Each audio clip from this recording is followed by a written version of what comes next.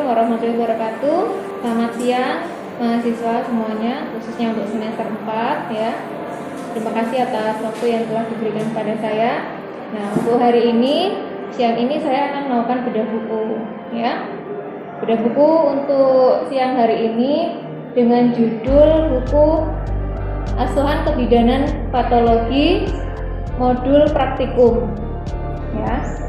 Dimana ini adalah salah satu buku terbitan dari penerbit ternama yaitu EGC, buku penerbit buku kedokteran dengan nama pengarang Amida Esak ini ya. Nah, asuhan kebidanan patologi di dalam buku ini ya merupakan buku terbitan pertama oleh penerbit ya dari hasil karyanya sendiri. Dan kelebihan dari buku ini yaitu nuansa atau pendekatan yang dilakukan oleh bidan terhadap kondisi patologis kebidanan sesuai dengan kondisi pelayanan kebidanan di Indonesia ya. Jadi ini memang mudah dipahami, dimengerti khususnya oleh mahasiswa kebidanan ya. Nah, oleh karena itu tahap-tahap intervensi yang dipaparkan akan sangat implikatif dimanapun bidan ataupun mahasiswa bidan berpraktik di seluruh Indonesia. Nah, kasus-kasus yang ada di dalam buku ini itu merupakan kasus yang sering terjadi dan ada pula kasus yang memang sangat jarang kita temui ya. Nah, dalam penulisan buku ini pun kita mudah memahaminya sehingga praktik itu bisa kita laksanakan dengan sangat mudah. Nah, di dalam buku ini berisi tentang persalinan sungsang, distosia bahu, penjahitan robekan serviks, reposisi inversio uteri, tali pusat menumbung, pemeriksaan ini ada IVA atau inspeksi visual asetat, terus ada pemeriksaan pap smear dan juga pemeriksaan payudara. Nah, seperti yang saya katakan tadi, buku ini yaitu berjudul Asuhan Kebidanan Patologis Modul Praktikum, pengarangnya yaitu Amida Esabini, penerbitnya EGC, tahun terbit 2013 dan ini merupakan cetakan pertama ya. Jumlah halaman ini sekitar 134 halaman dan harga buku kisaran 50. Nah, kita mulai di materi yang pertama di buku ini. Di buku ini memuat mungkin hanya sedikit materi yang ada di sini, jadi kalian bisa menambah materi dari buku-buku yang lain ya. Karena ini adalah buku modul praktikum, sehingga di sini ada checklistnya ya, dijelaskan dengan rinci dan sangat mudah step by step.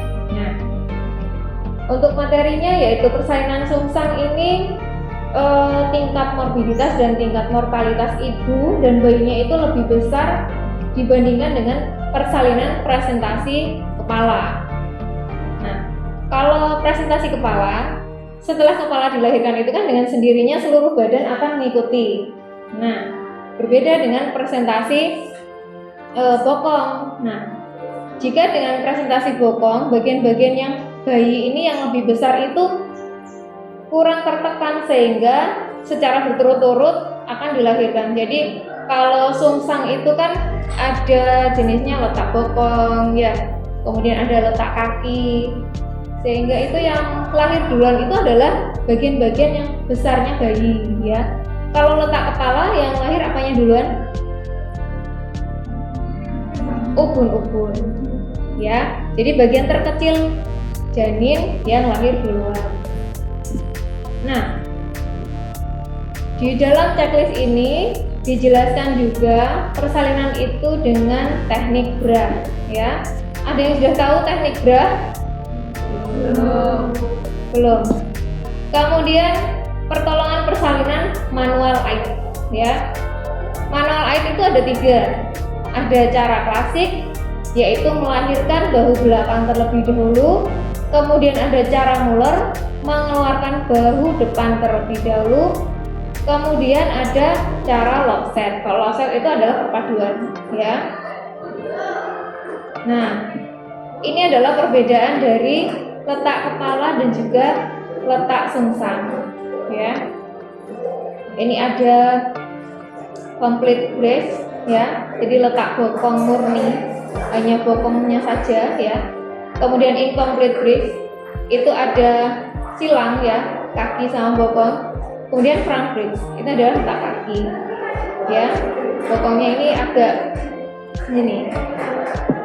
Nah, proses persalinan itu pasti dipengaruhi oleh 3 faktor ya, yaitu power, phase, dan passenger ya. Salah satu saja terkendali tidak bisa ya, pasti terjadi hambatan ya ataupun kemacetan. Kemudian kelainan letak sungsang ini adalah salah satu penyulit persalinan. Dengan kelainan letak sungsang, tindakan kita adalah menunggu atau kita sebut dengan konservatif sampai pusatnya lahir dulu ya. Jadi bisa dibayangkan ya kalau letak sungsang lahir itu bagaimana. Jadi kita harus menunggu, kita nggak bisa bokong lahir langsung kita tarik, nggak bisa. Jadi kita tunggu dulu sampai pusatnya lahir.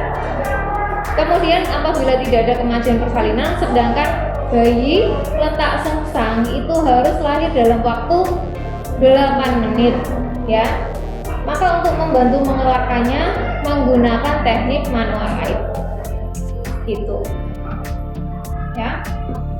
Kemudian kita lanjut di distosia bahu. Distosia bahu ini disebabkan oleh deformitas panggul, kegagalan bahu untuk melipat ke dalam panggul. Misalnya pada bayi makrosomia ya, atau bayi besar ya, beratnya lebih dari 4.000 gram ya. Disebabkan oleh fase aktif dan persalinan kala 2 yang pendek pada multipara, sehingga penurunan kepala yang terlalu cepat lahir menyebabkan bahu tidak bisa melipat pada saat melalui jalan lahir. Jadi ketika ini jalan lahir, bayinya ini kepala ini misalnya kepala ya macet, natap ya bahunya, atau kepala telah melalui pintu tengah panggul sehingga mengalami pemanjangan kala 2 sebelum bahu berhasil melipat masuk ke dalam panggul. Pertolongannya bisa dengan 3 manuver ya, bisa dengan macrobed ya yang paling sering digunakan dan insya Allah berhasil ya. Dengan macrobed sudah bisa berhasil. Jika belum bisa, kita bisa menggunakan manuver Coxsackie ya, atau manuver Sweat dan Dixon. Nah, ini adalah gambarnya. Kalau macrobed ini cukup dengan ibu mengangkat kakinya ya, membuka jalan lahirnya itu dengan selebar mungkin ya. Kemudian dibantu, kalau ibu tidak kuat itu bisa dibantu oleh asisten ya. Kemudian ada Coxsackie, ini adalah melahirkan bahu depan terlebih dahulu ya. Kalau Sweat Dixon ini adalah melahirkan bahu belakang. Jadi ini diputar ya, tangan penolong dimasukkan kemudian diputar gitu. Dari depan dijadikan ke belakang, ini adalah Coxsackie ya. Kemudian kalau untuk Sweat and Dixon itu bahu belakang dijadikan bahu depan gitu. Kemudian penggunaan manuver-manuver dalam melahirkan bahu pada pertolongan dengan distosia bahu harus dipersiapkan dengan baik dan sesuai petunjuk ya. Apabila salah langkah tidak bisa lahir bahunya. Kalau kepalanya kan sudah lahir, tinggal bahunya ini yang belum. Nah, untuk itu diperlukan salah satu tindakan untuk melebarkan jalan lahir yaitu dengan episiotomi ya. Jadi untuk episiotomi yang lebar ya, tindakan ini sangat diperlukan untuk memberikan ruang kosong pada penolong sehingga manuver dilakukan dengan tanpa hambatan, dan manuvernya itu dilakukan secara bertahap. Kemudian di dalam buku ini sudah dijelaskan step by step. Jadi kita kalian mahasiswa kebidanan pemula ya, calon bidan itu bisa lebih mudah memahami buku ini ya. Nah, kemudian kita lanjutkan di materi selanjutnya. Ini di sini ada checklist penjahitan robekan serviks. Tentunya sudah dapat ya. Nah, di sini kita ulang lagi bahwa penyebab persalinan yang terbesar yaitu atonia uteri ya, robekan serviks, vagina dan perineum, retensio placenta, sisa placenta serta inversio uteri. Jadi kita sebagai bidan pun tetap memastikan bahwa penjahitan robekan serviks ini dilakukan dengan memperhatikan kenyamanan, keamanan serta keadaan umum pasien. Jadi kita menjahit itu tidak dengan asal ya, hanya cetik, tapi kita tidak memperhatikan kenyamanan pasien. Pasiennya adu terus. Ya. Pakai anestesi enggak? Pakai. Iya. Kemudian, nah, ini adalah gambar dari vulva ya. Dimanakah letak robekannya? Yang paling sering di mana? Kalian pernah menjumpai untuk robekan serviks derajat berapa?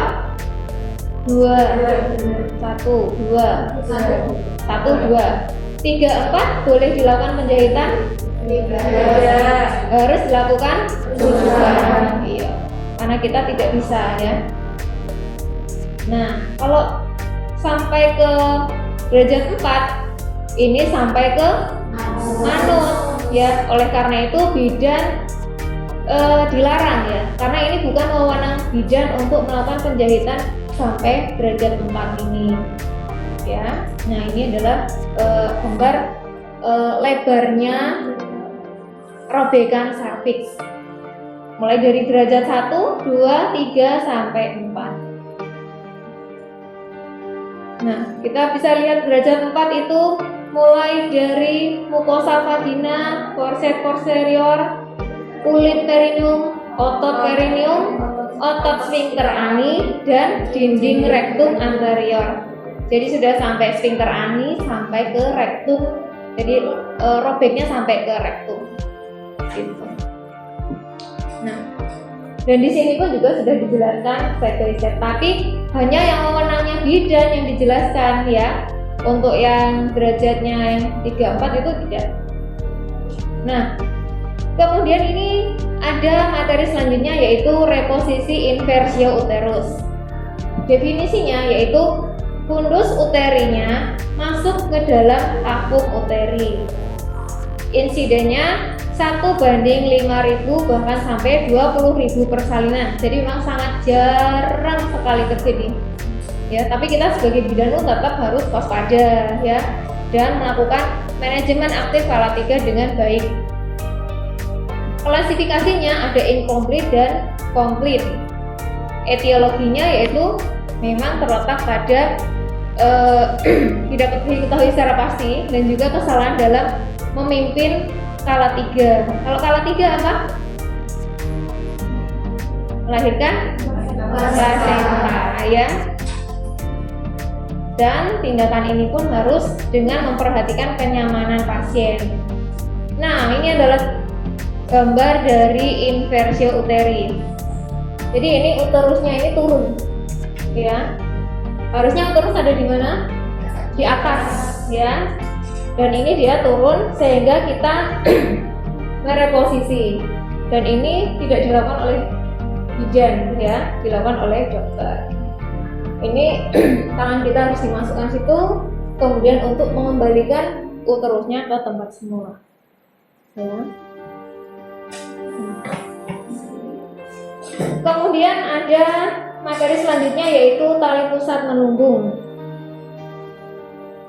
Jika tali pusat teraba di luar, ya, atau berada di samping dan melewati bagian terendah janin di dalam jalan lahir, tali pusat dapat prolaps ke dalam vagina atau di luar vagina setelah ketuban pecah.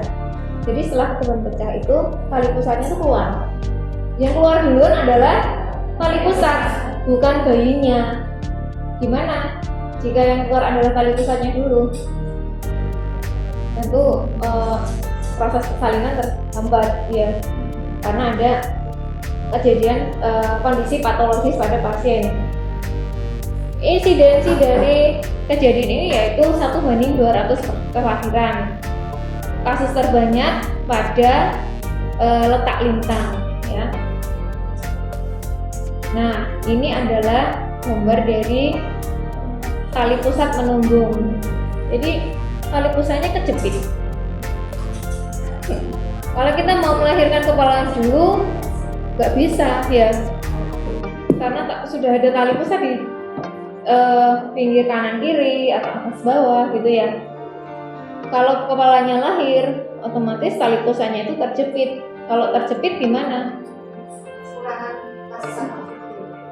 Janinnya ya, yang bahaya. Jadi bayi terjadi asfiksi ya, karena dia kan masih tergantung dengan ibunya gitu. Oke. Di sini pun juga sudah dijelaskan dengan sangat rinci ya. Jadi kita lebih mudah memahaminya. Kemudian selain materi-materi patologis tadi ya, ini di dalam buku ini juga terdapat tindakan pencegahan kanker leher rahim serta kanker payudara. Nah, kanker serviks ini merupakan kanker yang paling banyak diderita oleh wanita ya.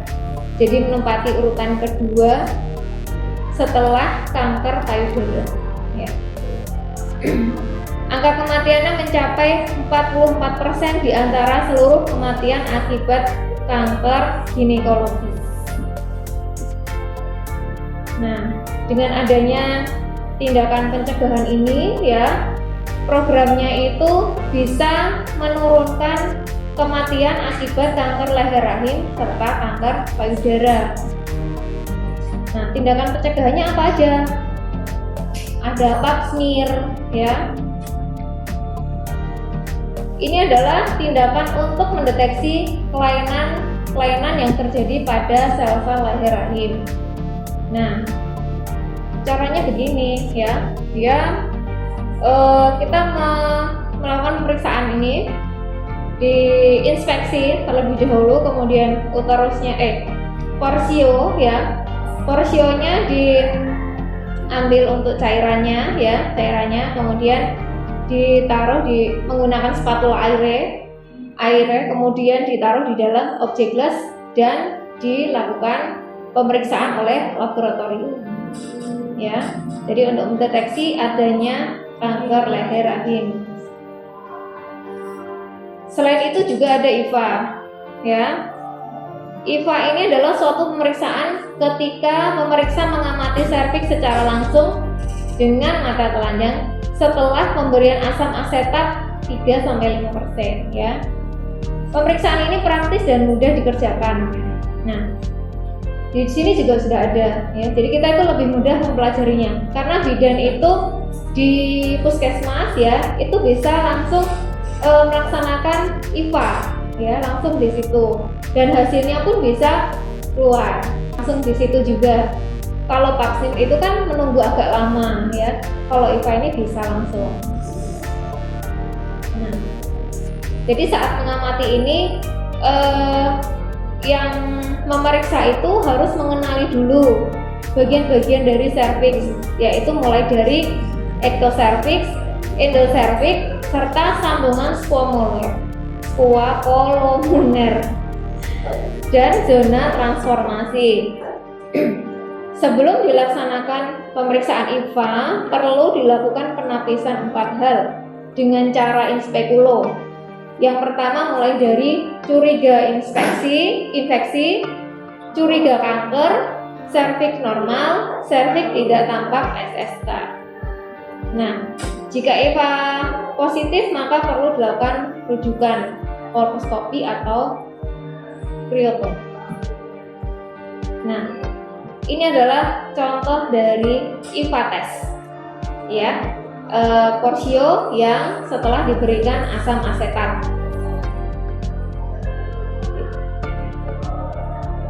Kemudian yang pemeriksaan yang terakhir yaitu ada pemeriksaan payudara, ya, merupakan penyakit tumor ganas di seluruh jaringan payudara kecuali jaringan kulit payudara yang dapat menyebar atau bermetastasis ke organ-organ yang lain dan bisa menyebabkan kematian.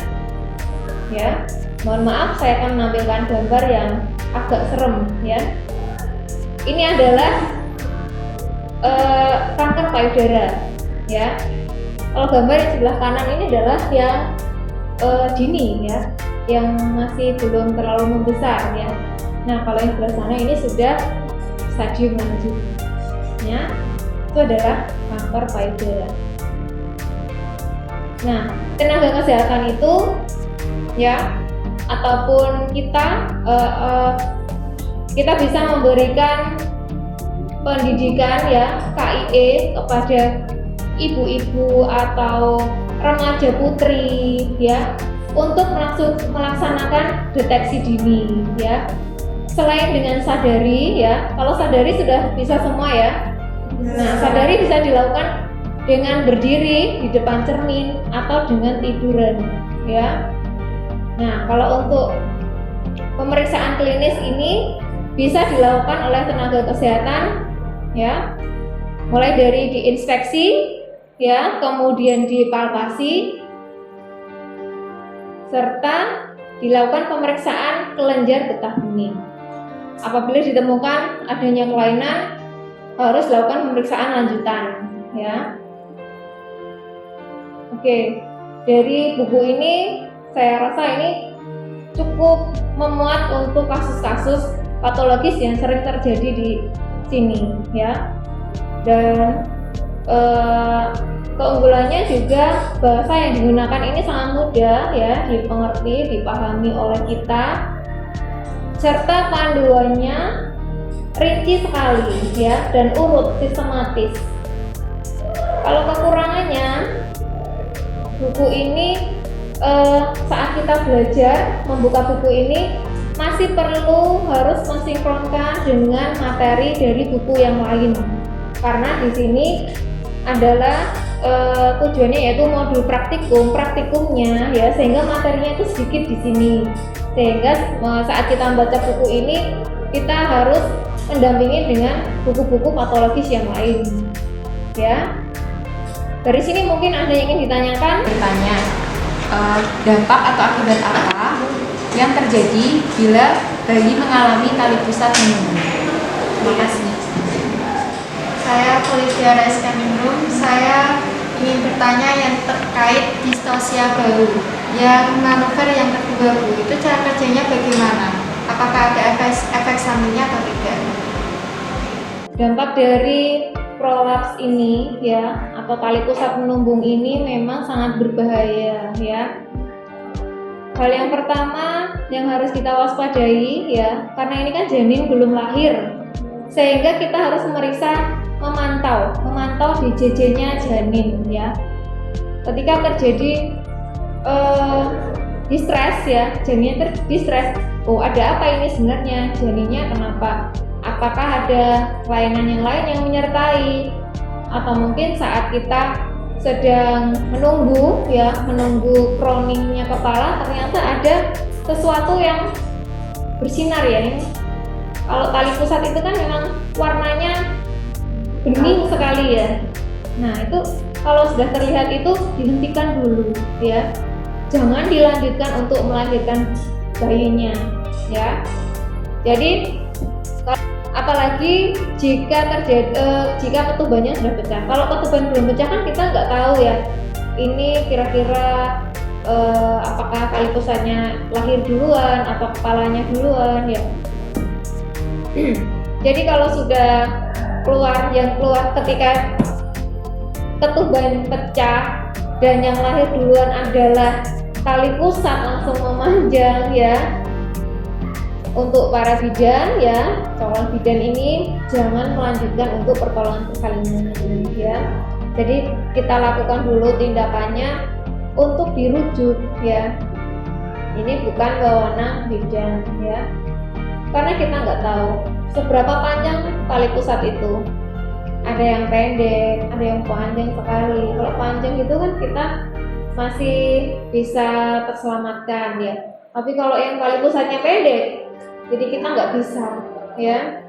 Otomatis ini adalah harus direposisi dulu ya. Jadi posisi pasien ini harus menggunakan posisi niches ya. Jadi harus niches sehingga atau posisi pasien kalau tidak bisa seperti itu bisa dengan posisi Trendelenburg. Masih ingat posisi Trendelenburg? Ya, kakinya lebih tinggi daripada kepala. Otomatis nanti tali pusatnya itu masuk lagi ya, dan langsung dilakukan rujukan. Nah, kemudian untuk pertanyaan mengenai corkscrew wood ya, pertolongan persalinan dengan manuver pada distosia bahu yang paling mudah, yang paling sering digunakan ini adalah macrobed. Jadi ini dibuka secara lebar ya, kemudian ditambah dengan episiotomi lebar, sehingga asisten bidan ini nanti bisa membantu untuk melakukan penekanan pada suprasimfisis ya, ditekan suprasimfisisnya sehingga bahu yang tadinya nyangkut ya, belum bisa lahir itu dia turun duluan ya, karena yang ketika kita menolong persalinan normal itu kan yang lahir bahu depan duluan atau bahu belakang duluan? Atas atau bawah? Yang atas tuh bahu depan namanya ya. Jadi yang bahu depan dulu yang lahir, baru dilahirkan bahu belakang. Kemudian jika gagal ya, manuver macrobednya gagal, ini bisa dipadukan dengan manuver yang lain yaitu corkscrew wood. Jadi ketika bayinya kepalanya sudah lahir ya, tapi bahunya belum, bahu depannya ini ya, penolong memasukkan dua jarinya ini ke depan bahu depannya bayi ya, jadi di depan sini, kemudian nah seperti gambar yang di bawah itu ya, itu kan ada di bahu depan ya, bahu depan. Kalau di belakang ini adalah bahu belakang ya. Nah di sini kemudian diputar 180 derajat ya, jadi bahu depan ini dijadikan bahu belakang. Biasanya kalau sekali putar itu dia sudah bisa langsung lepas ya bahunya dan bisa dilanjutkan pertolongan persalinan seperti biasa. Demikian untuk bedah buku pada siang hari ini ya. Terima kasih untuk waktunya. Saya sampaikan pada semester 4 kebidanan ya. Semoga apa yang kita pelajari, kita diskusikan hari ini itu bisa bermanfaat untuk kita semua. Amin. Terima kasih. Saya akhiri. Wassalamualaikum warahmatullahi wabarakatuh.